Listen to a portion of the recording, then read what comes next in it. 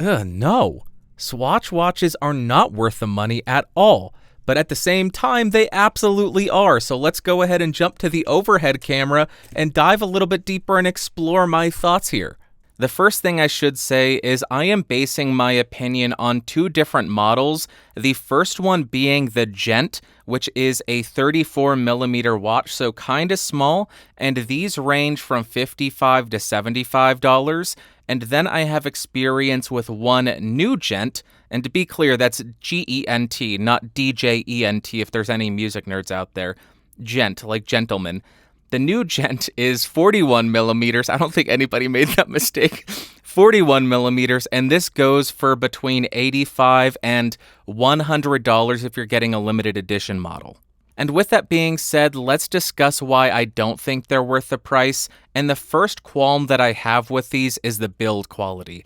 I'm not saying that they're poorly built. I don't think they're garbage. But given the premium price that you're paying, it doesn't seem like you're getting a much improved build quality over a much cheaper watch. For example, here is a Casio that goes for between $14 and $20, and the build quality of this watch feels nearly identical to that of the Gent. It doesn't feel like you're getting a massive improvement for that additional $30 to $50. Also, you're getting extremely limited water resistance at only 3 bars, so it is only splash proof. I wouldn't go swimming with it. I wouldn't get caught in the rain. You have to be very careful around water with these watches. Also, these quartz movements do not offer hacking. I currently have the crown pulled out to the second position on this once again. And you can see that seconds hand just keep on ticking by. Nothing is changing. And just to show you, yes, I am in the second position. When you do move the hands, the seconds hand does stop. But once you leave the hands still for a second, it keeps on. It eventually starts ticking again. It's a very funky movement. It's stuck there. You see what I mean? It's not a particularly great or outstanding movement for the price. And the last thing I can say about them is the ticking is so loud.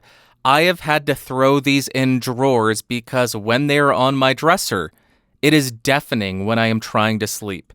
The ticking on this rivals the Weekender, so if you are sensitive to that, or if you can't have loud reminders of your impending doom, a reminder of the existential dread that we're all going to die one day, then the movement is not for you. These watches will be a constant reminder that we're inching ever closer to death. And with that cheery note out of the way, why do I think these watches can be worth it? And the first reason is the manufacturing location. These are Swiss-made watches, and that will allow you to avoid any kind of ethical concerns you might have about buying a watch made in a different country. For instance, Casio manufactures the majority, if not all of their watches in China, I think. And if you don't want to buy a watch that's made in China due to some kind of ethical concern, buying a Swiss-made watch can alleviate a lot of those concerns. Also, I am not demonstrating this with the majority of the watches that I have here, but the design can be quite unique and amazing and just make you fall in love with it and make you need it. This is something that I had to buy as soon as I learned that it existed. I was patient. I waited to find a good deal, but I had to have it as soon as I saw it because I love Aliens, I love X-Files, and that's why. Because you see a design that you need. And the final reason isn't really a reason to buy the watch, it's just a massive pro. It's that battery compartment, making it incredibly easy to change out the battery if you need to. Now let me elaborate and share when I think you shouldn't buy a Swatch watch. First thing is if you don't care at all about manufacturing location and you're looking at a basic design like the once again here, I would recommend going with a Casio. It's a fraction of the cost. It does have hacking. One downside to the Casio, doesn't have that date, also doesn't have any lume.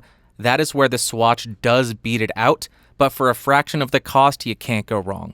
And the other situation where I would recommend not going for a Swatch is if you just love that date complication and that's what's drawing you to it, but you don't necessarily need the accuracy of a quartz, then I would recommend looking at a Seiko 5 because you are getting that day-date complication.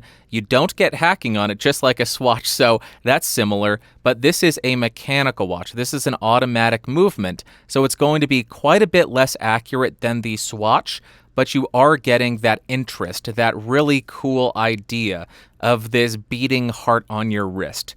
So those are the two situations where I would say steer clear of Swatch. And now let me share when I think you should buy a Swatch watch, or when I do think they are worth the money. And the first thing is, if you do have that ethical concern about manufacturing location, buying a Swiss watch is worth that premium.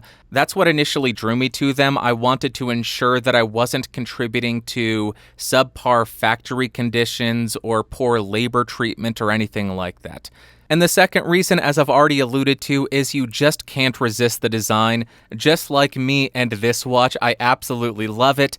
It is just a fun watch to wear. I don't wear it as much as I should, but that's the second reason. If you have the disposable income and you see one of the designs and it just screams at you, you need to wear me, that's when I think it's worth it. And just to show off a little bit, look at this. The dial is completely loomed, and then the watch strap is also glow in the dark. It's absolutely amazing. You understand why I needed to own it. I'm a dork, okay? All right, that's it for today, but I would love to hear from you in the comments down below. What do you think of Swatch? Do you think they're worth the money, or do you think they're overpriced and you could spend your money better on a Casio or a Seiko 5 or some other watch? Let me know in the comments down below. If you liked it, give me a thumbs up. If you didn't, give me a thumbs down. Tell me why you didn't like it also, so I can improve and make a better video for you. I'm always trying to get better at this because I'm still searching around trying to find out what I'm doing here, okay? And I don't have any embarrassing stories for you this week, so thank you so much for watching. I really do appreciate it, and remember, the truth is out there. I'll talk to you later. Bye.